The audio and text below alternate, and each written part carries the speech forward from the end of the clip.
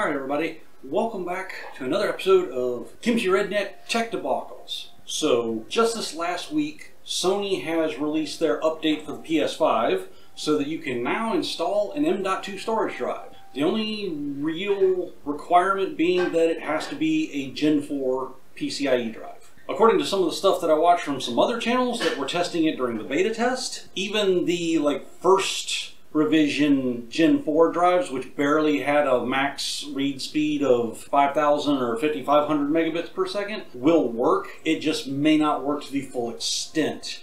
Any of the newer M.2 drives for Gen 4 should work just fine. So, first thing we got to do, obviously, is log in here and install updates.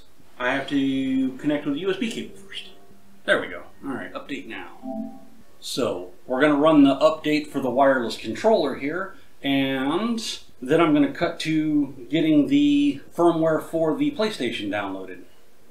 Alright, ladies and gents, I was going to show you the thing of where it said the update was available and that I could download it, install it, but apparently I've got my stuff to auto-download and install, so it's already done. So, I'm going to cut over to the other camera here for a minute, and I'm going to show you the drive that I chose and get it set up to go into the PlayStation, and actually probably be putting it in the PlayStation because I can't screen capture from something that's off. So, other camera, here we go. Alright, so here I am sitting on the floor because, well, this is what I got at the moment. Never mind my green screen, I may be doing some Darth Vader Immortal in a little bit, so I got that set up. So, for the PlayStation hard drive, I have a Sabrent, which one is this? The Rocket 4 Plus. Because I figured I'd get the good since I had to get one. Sabrent makes pretty good hard drives. I've used a few of them. I have not had a problem with them yet, so I'm going to go with that one. One of the other requirements that PlayStation at least recommends is to have a cooler on it. So I have a two-sided cooler for this.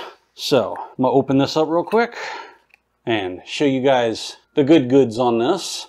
So that is the Rocket 4 Plus. It is a single-sided M2. All the chips are on one side. There's nothing on the back, which actually works quite well for me with this cooler that I got for it. This obviously comes with the top plate, the back, and actually this comes with two heat things on it. So hopefully I'm going to have to see how that works. Do I need to put one on each side or, you know, just one on the chip side? Obviously it also comes with a tiny screwdriver to put in tiny screws. I'm going to take a quick moment here. If I throw this in here, and then the one on top. Yes, that will work. I have seen some of these where if you do the pads on each side, the screw holes would not line up. So this one is designed to have it on both sides. Granted, the chips are only on one side of the M.2 drive, which I'm dropping everything here. I'm pulling a complete Linus. But it can't hurt to have a little extra cooling drawing heat away from the backside of the card. And believe it or not, just like a couple weeks ago, building a different computer with a similar one of these, I discovered, and I don't know why I never thought of this before, it is a whole lot easier to apply the heat pad to the cooler first than it is to try and put it on the cooler and then peel the sticky off of it without getting air bubbles in it. Now we'll do the other side. These sticky pads are actually sticky. Peel that out. Oh yeah. So this should go right down there, lined up with the end of our sticker. And then we'll double check. Oh yeah, that should work marvelously. Let's get our sticky. There we go. Oh, that was a smooth peel. I love it.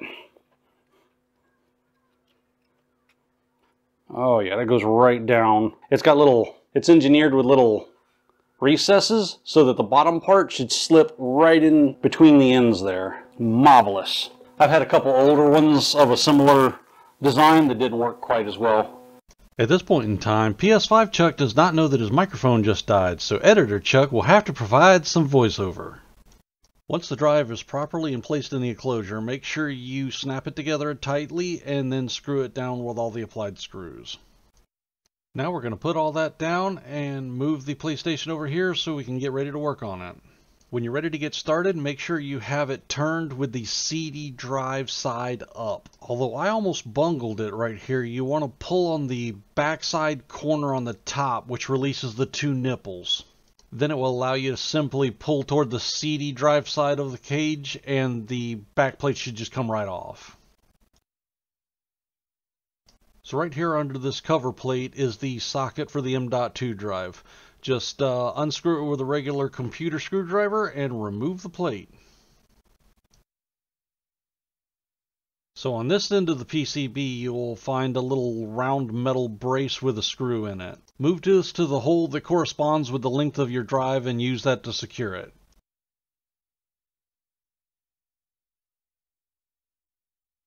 At this point, we're going to grab our M.2 drive and get ready to install it. If you line it up right, it should just click in and then screw the other side into the support. Next up, we put the slot cover back into place and screw it down too. Line up the little attachment hooks on the inside of the cover and then slide it back into place. It should just click in. Now that it's all back together, let's hook it up and see if it worked.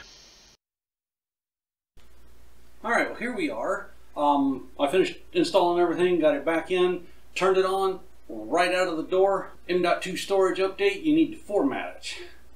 We're going to format. Alright, so we got a read speed there, so that's good.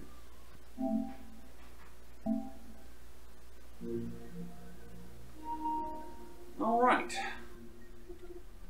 so let's go check that storage. M.2 storage, 1 terabyte, 1 tibblebit. We got some USB extended storage. That's where I'm going to keep most of my PS4 games. Installation location.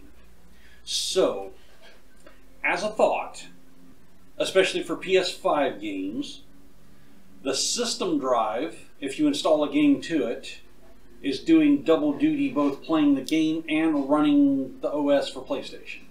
Which, granted, is probably not a whole lot of overhead, but it could probably cause the occasional read-write collision where it's trying to do stuff at the same time and may have issues.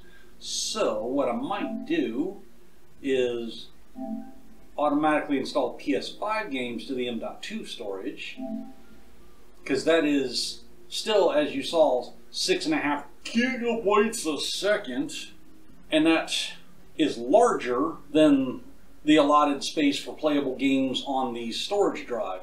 So that will give me extra space on the storage drive to store, or extra space on the system drive to store stuff that maybe not as read-write intensive, and gives me more space for PS5 games, which are going to be bigger because of textures and stuff. But there you go, guys. That's it.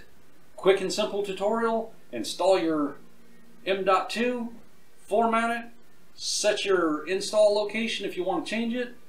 Good to go. From this point, I could go in and look at games that I already have, and I could change their location if I needed to. Don't really feel I need to at the moment. Pretty much everything I have is a PS4 game anyway. Anyway, that's it for this tech debacle, which wasn't much of a debacle, but like, subscribe, do the internet stuff.